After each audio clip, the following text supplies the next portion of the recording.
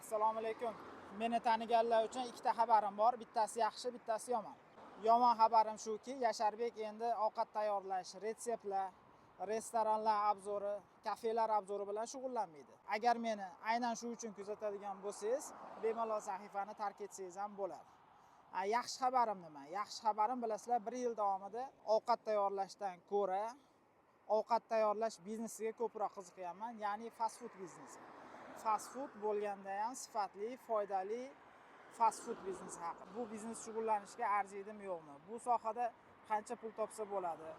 Kuchli brend qurish uchun nimalar qilish kerak? Bu biznesda nima xatolar qilish mumkin, nimalar mumkin emas? Endi shu savollarga ozmi ko'pmi 1 yildan oshiq tajribalarim asosida javob berishga, bilganlarim haqida ulashishga harakat qilaman.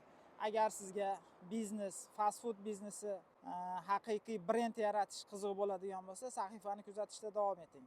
Agar yo'q bo'ladigan bo'lsa, bemalol sahifamizni tark etsangiz bo'ladi. Chunki bundan buyog'iga o'sish, biznes qurish, brend yaratish haqida gaplashamiz.